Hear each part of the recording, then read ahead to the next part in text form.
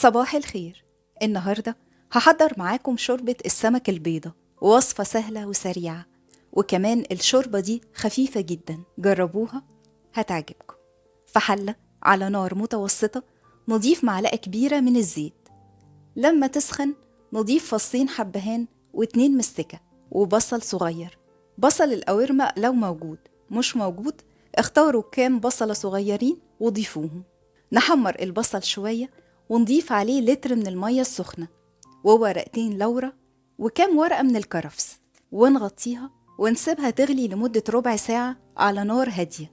أنا سبتهم يغلوا ربع ساعة علشان البصل يتسوى وينكه الشوربة، لأن لما هنضيف السمك 4-5 دقايق بالكتير وهيكون متسوي. ممكن تزودوا مية لو المية قلت قوي. هنا البصل خلاص استوى. نستبعد الحبهان ونضيف السمك حوالي نص كيلو. أنا استخدمت السمك غطيان، ممكن أي نوع سمك تفضلوه. السمك متنضف ومغسول ومتصفي، واظبطوا الملح والفلفل حسب ما تحبوا.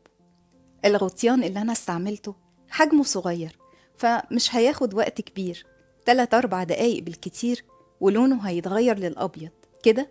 السمك متسوي مظبوط. نرفعه من على النار فورا علشان ما يتهريش، ونضيف عليه عصرة ليمون. لو حجم السمك اللي هتستعملوه أكبر فممكن تزيد مدة التسوية شوية. مش بنغطي الحلة أبدا بعد ما نضيف السمك. وبألف هنا مقدما. لو عجبتكم الوصفة اضغطوا على لايك، وإذا حابين يوصلكم إشعار بكل فيديو جديد اضغطوا على سبسكرايب وعلى الجرس، واختاروا قول أو كل.